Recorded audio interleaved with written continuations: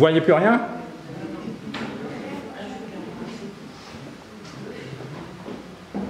C'est mieux parce que je ne me suis pas rasé. Il vaut mieux. Ah, ben moi je vois. Soyez les bienvenus au nom du Dieu trois fois saint. En cette veillée de la Saint-Sylvestre, nous allons remettre à Dieu ce qui a été au cours de l'année écoulée, et dans un même élan, nous placerons également entre ses mains ce qu'il adviendra de nous tout au long de l'année qui s'ouvre, le bon comme le mauvais. Car ce soir, nous avons conscience que nos vies sont faites de ténèbres. Vous ne voyez pas grand-chose, il fait bien noir là où vous êtes. Mais aussi de la lumière de Dieu. Oui, ce soir, Dieu s'approche de nous pour éclairer même minusculement notre chemin de vie. Alors marchons ce chemin en sa compagnie et on le chante. Ce qu'on fait, on le chante. Peuple qui marchait dans la longue nuit, les trois strophes.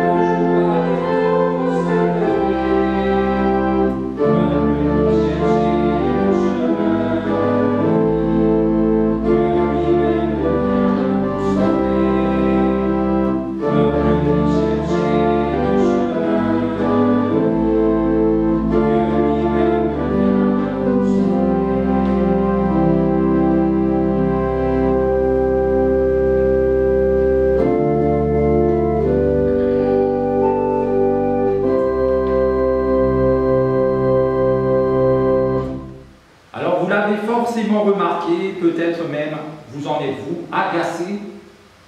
Mais il fait sacrément sombre ici dans cette église, habituellement si lumineuse, si chaleureuse, si accueillante. Là, dans les bancs, vous ne voyez même pas qui est assis à côté de vous. Quasiment. Alors moi, je le savais, ben c'est moi qui l'ai voulu, comme ça. Et donc je me suis préparé, j'ai prévu la petite lampe qui va bien pour que je puisse lire quand même ce qu'il y a marqué sur les feuilles. Alors si vous vous dites que c'est pour faire des économies d'énergie pour la planète et par patriotisme, que ce soit volontaire ou forcé, peut-être qu'on n'a plus d'argent non plus, ben non, c'est pas ça la motivation de l'obscurité qui vous est imposée. En fait, c'est en rapport avec la fête d'il y a pile une semaine. Vous vous souvenez ce qu'on a fêté il y a pile une semaine? On a fêté Noël. Cette fête, on y a chanté la lumière du monde. Alors si plein de chants de Noël parlent de cette lumière, et avec les enfants, tout au long du mois de décembre, on l'a chanté au moins 10 millions de fois. Lumière du monde venue. Il y a certains qui connaissent. Voilà. Mais j'ai une question pour vous. Est-ce que vous ne trouvez pas que c'est quand même une drôle d'idée de fêter Noël à cette période-là de l'année? Fêter la lumière du monde, fin décembre, quand il fait nuit tellement tôt et tellement longtemps.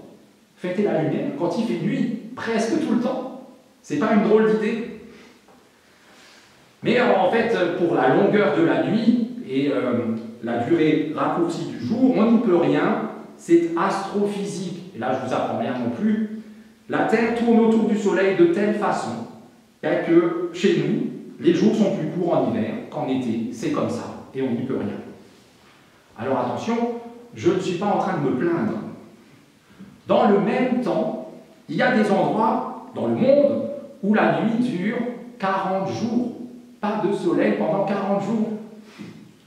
Et en même temps, dans d'autres endroits du monde, il fait jour pendant 2 mois, 60 jours. Pas de nuit du tout, non plus. Voilà. N'empêche que c'est quand même une vraie question. Pourquoi l'une de nos plus grandes fêtes a justement lieu au moment où les journées sont les plus courtes? J'entends vos pensées. La moitié d'entre vous dit parce que Jésus est né à ce moment-là. C'est donc évident. Noël, c'est la naissance de Jésus. C'est ce qu'on fête à Noël. Et en fait, on n'en sait pas grand-chose du jour précis auquel Jésus est né.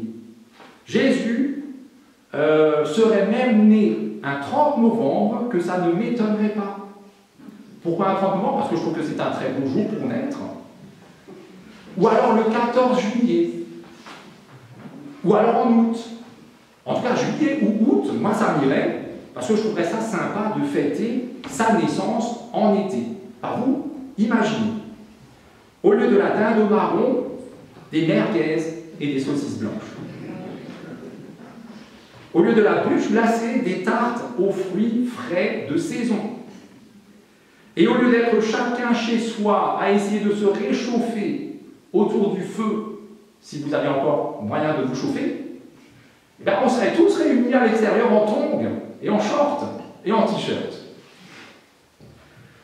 Alors en vrai, si on fête la naissance de Jésus au solstice d'hiver, c'est précisément parce qu'à ce moment-là, la nuit est grande.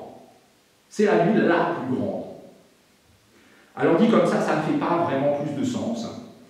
Surtout si vous êtes comme moi et que vous n'aimez pas la nuit. La nuit, pour moi, c'est propice aux ennuis. C'est la nuit que sortent les voleurs et les bandits. Alors peut-être plus autant aujourd'hui, ils se baladent dans les rues en plein jour, peut-être, on ne sait pas. Mais la nuit, même avec mes nouvelles lunettes, je n'y vois rien. Tout à l'heure, je suis rentré chercher quelque chose en catastrophe, je n'ai pas allumé la lumière, il y avait une chaise. Elle n'aurait pas dû être là, le genou l'a trouvée directement. La nuit, on se perd facilement, même dans les endroits qu'on connaît super bien, mais qu'on connaît super bien de jour. Vous connaissez un endroit très bien de jour, vous vous y retrouvez la nuit, vous savez plus où vous êtes. Et la nuit, comme un peu ce qui m'est arrivé tout à l'heure, on peut trébucher, tomber, se faire mal et ne plus être retrouvé par personne, parce qu'il fait nuit. C'est vrai, la nuit, c'est tout ça. Mais la nuit, c'est aussi le calme. Le calme qui apaise celui qui est agité. La nuit, c'est aussi le repos pour celui qui a peiné dur toute la journée. La nuit, c'est aussi le refuge sûr et discret de celui dont la souffrance lourde et bien réelle ne peut pas être exprimée en plein jour. Alors pour l'instant, pour nous, ici-bas, regardez la nuit pour ce qu'elle est, et déjà tout simplement parce qu'elle est. C'est le meilleur moyen de découvrir son opposé et de connaître celui qui, lui, est pleinement lumineux. Ça marche, ça marche.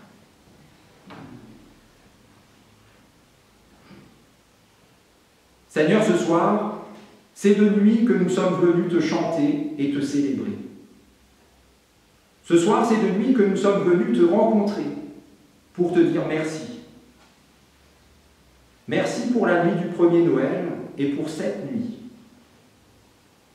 Merci pour le calme de ces nuits. Merci pour le repos de chaque nuit. Merci pour le refuge de ta nuit.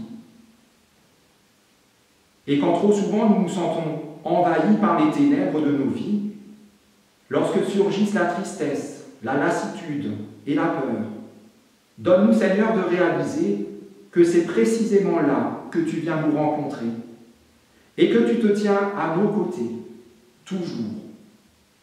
Car dans toutes nos nuits, toi, tu es là. Viens, Seigneur, nous éclairer de ton amour. Amen. Et nous chantons le chant suivant, Strahlen, Eschen, Fiedler. Il y a 4 strophes.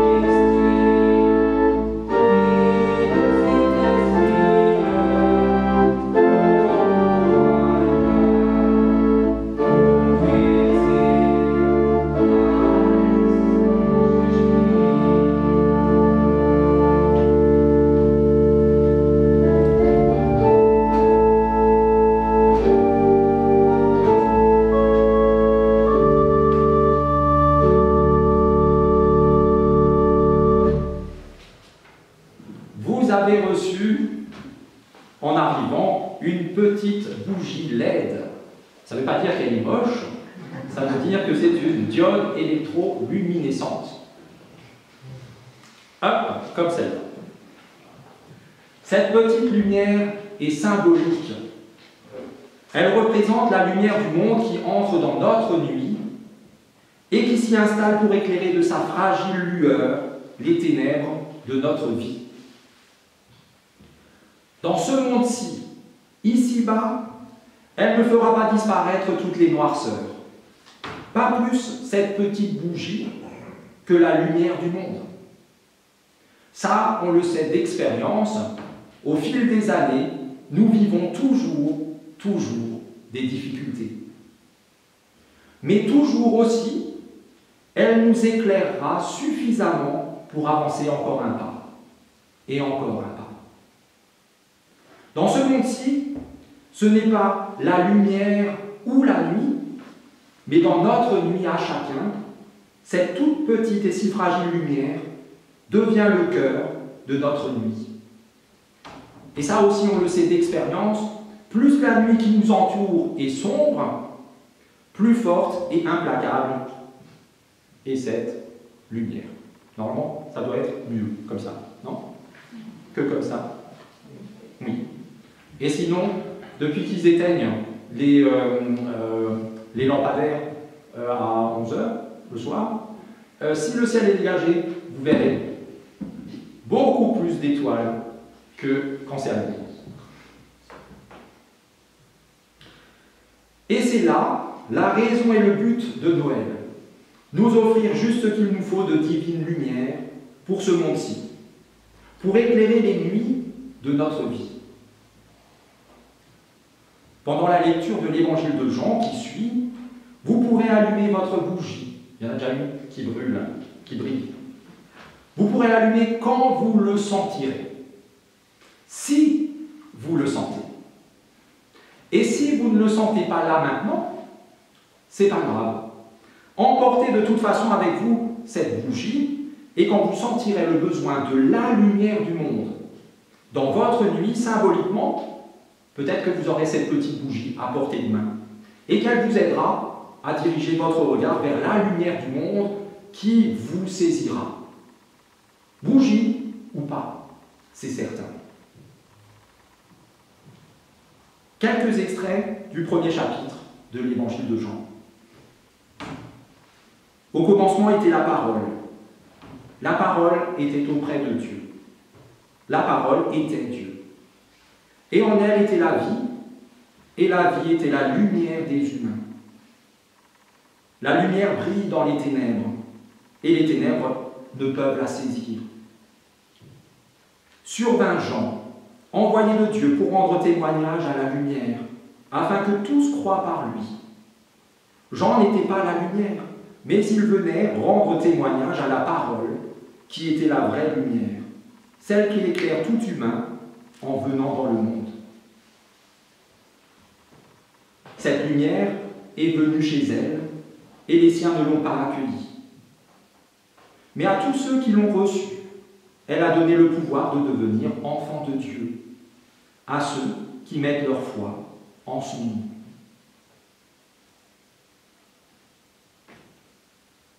Merci Seigneur pour cette nuit d'évangile. En Jésus, ton Fils, tu es venu nous rejoindre. Notre esprit et notre corps, notre cœur et le monde dans lequel nous avançons, désormais, sont les lieux où toi, Dieu, tu nous rencontres.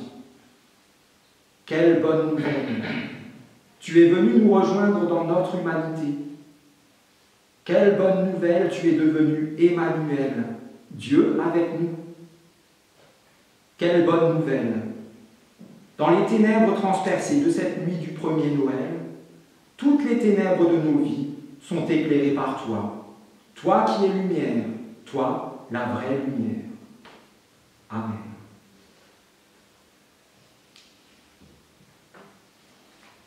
Et nous chantons le chant suivant, Toi qui es lumière. Il y a 4 strophes.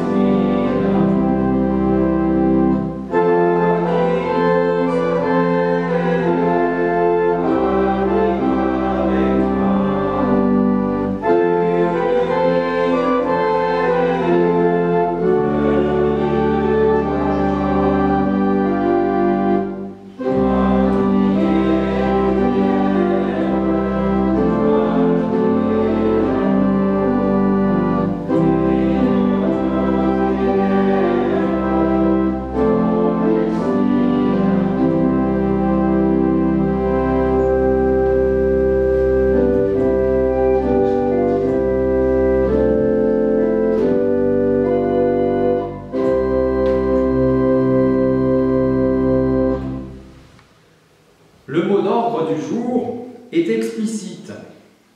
Psaume 31, verset 16, il dit ceci: « À tout moment, ma vie est entre tes mains. »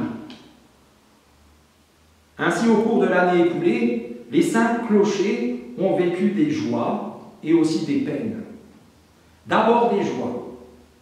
Nous avons eu 7 baptêmes. On n'en avait pas eu pendant un moment, cette année, 7. Et on devrait dire un demi, parce que s'il y en a un qui était prévu, mais plus jamais revu la famille, donc peut-être qu'il reviendra. Et alors là, on finira ce baptême. On a eu 2 mariages et une noce d'or, normalement c'est des noces d'or, et une des noces d'or. On a eu en 4 cultes 9 confirmations. Alors on n'a pas eu de fête paroissiale, mais on a eu la première marche flambée, qui fut un succès pour la marche et pour les flammes. On a eu beaucoup de cultes joyeux, dont un certain nombre célébrés avec talent par les conseillères presbytérales, dont certaines sont ici présentes. À Pâques, on a eu le retour de la Sainte Seine. On a pu à nouveau partager ensemble la Sainte Seine. Alors, à l'Ascension, on s'est de nouveau retrouvé, comme je le proposais tout à l'heure pour Noël, à l'extérieur, quasiment en short, pour le culte en plein air. On a eu tout au long de l'année, sauf quand ce n'était pas possible à cause de la maladie, la préparation et le culte mensuel au centre Théodore Monod. Alors, ce n'est pas ouvert forcément à tout le monde, en tout cas pas en ce moment, vu la situation sanitaire, mais sinon, si vous pouvez y faire un tour, allez-y. On a eu des cultes musicaux, dont un chez nous, et un concert aussi chez nous, il y a quelques semaines. La vente de l'Avent ici avec son goûter, c'était aussi encore une joie. Les veillées de Noël avec les enfants, toutes réussies. D'après moi, voilà. La veillée et les cultes de Noël avec un goût d'antan. Est-ce que ça vous dit peut-être quelque chose de goût d'antan à la veillée ici et au culte de Noël le lendemain? Sinon, tout à l'heure, vous aurez un petit rappel, une dose de rappel. On a aussi eu, au cours de cette année, la reprise du club biblique, la reprise du groupe de jeunes, la reprise du groupe des enfants. Quand même, énormément de choses pour lesquelles nous avons pu nous réjouir. Et dans tous ces événements réjouissants que nous avons vécus, une lumière a brillé. Toujours. La lumière du monde.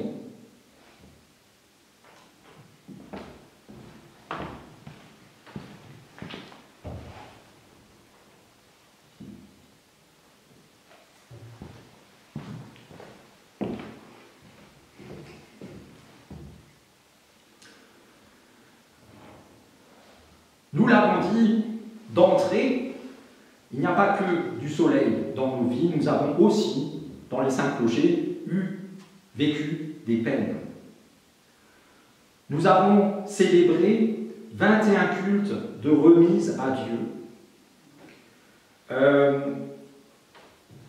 dont certains, ici, l'ont vécu dans la famille, directement.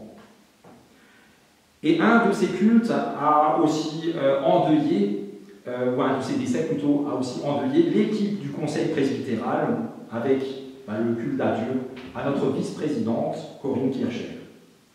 Les uns et les autres, ici, nous avons aussi été touchés par le décès d'êtres chers à notre cœur dans d'autres paroisses que les nôtres. Pas très loin, Mingler, Rouxulaire, peu importe. Comme aussi par la maladie, la nôtre, celle de ceux que nous aimons, et encore bien d'autres difficultés, trop nombreuses pour les énumérer. Mais dans tous ces événements tristes ou même dramatiques que nous avons vécus, une lumière a brillé. La lumière du monde.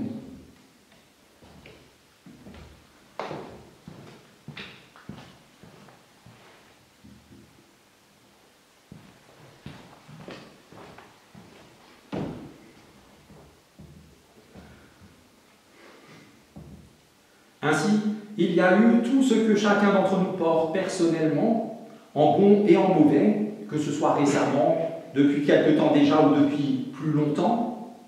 Et il y a aussi ce que nous porterons dans les temps à venir, en bon et en mauvais. Que ce soit les deuils ou les naissances, que ce soit les échecs ou les victoires, que ce soit les découragements ou les résurrections, etc. Dans tous ces événements difficiles ou heureux que nous vivrons, une lumière brillera, la lumière du monde.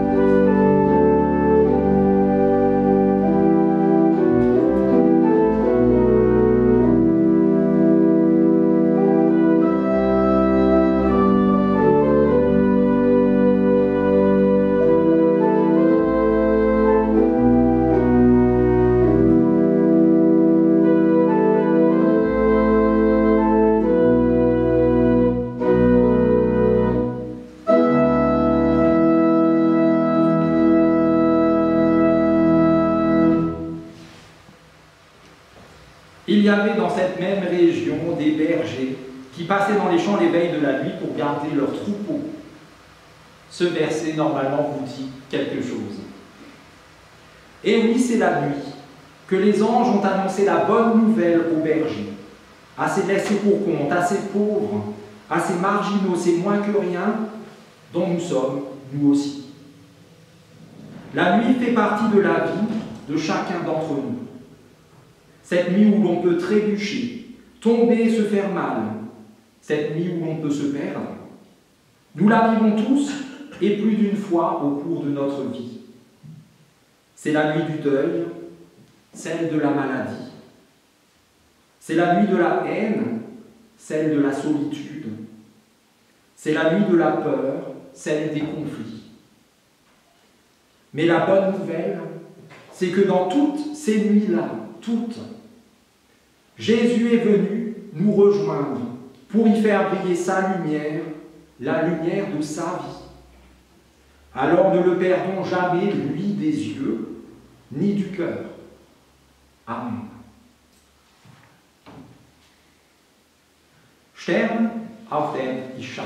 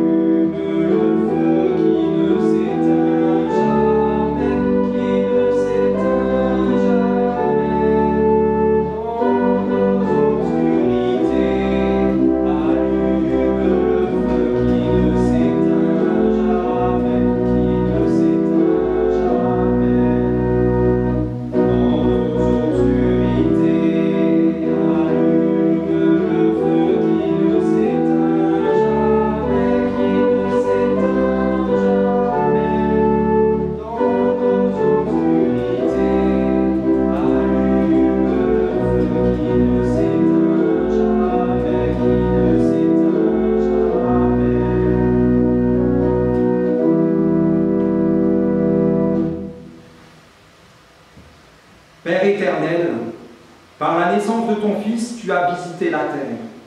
En lui, tu éclaires notre nuit et tu nous révèles ton amour. Avec confiance en ta bienveillance et en ton action, nous te prions.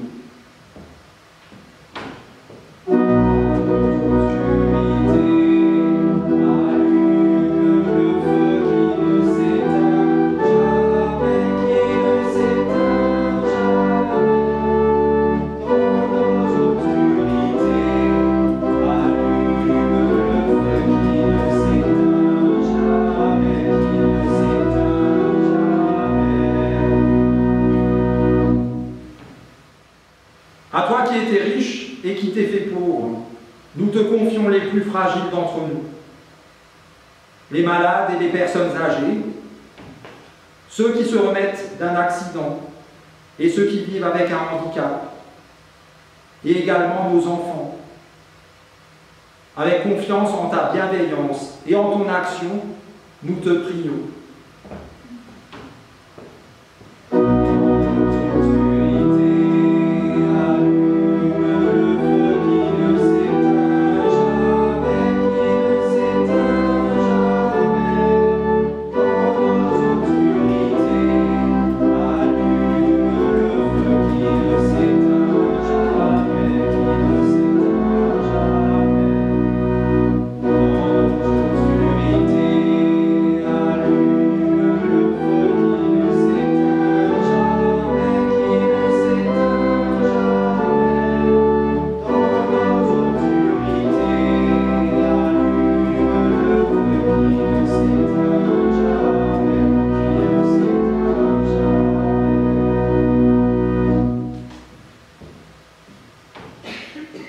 À toi qui donnes à ton peuple une grande joie, nous te confions ceux qui pleurent, ceux qui traversent l'épreuve du deuil, ceux qui subissent la dépression et ceux qui sont soumis à la violence. Avec confiance en ta bienveillance et en ton action, nous te prions.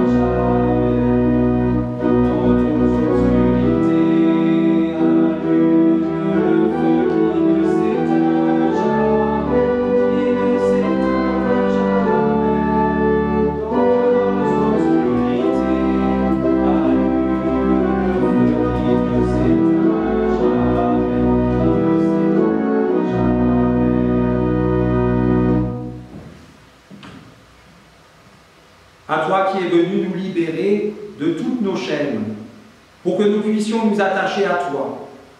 Nous te confions ceux qui souffrent de solitude, ceux qui ont dû fuir leur pays et que nous avons tant de mal à accueillir, ceux qui sont emprisonnés et ceux dont les familles se déchirent.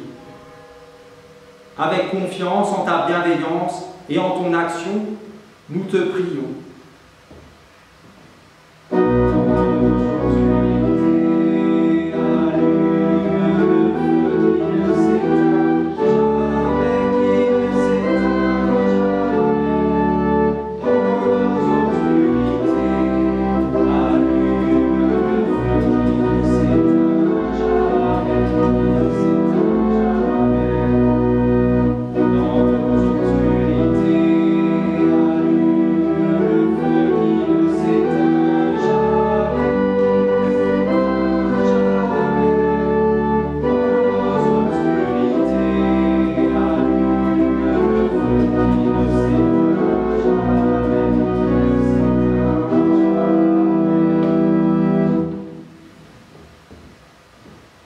À toi qui fais de nous tes enfants, c'est en enfant que nous t'adressons la prière que tu nous as toi-même enseignée.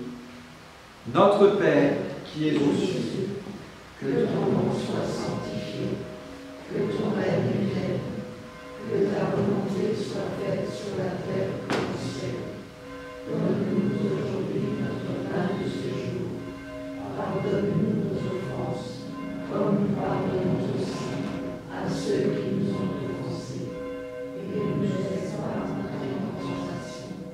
mais délivre-nous du mal, car c'est à toi qu'appartiennent le règne, la puissance et la gloire, au siècle des siècles. Amen. Il y a 3 strophes.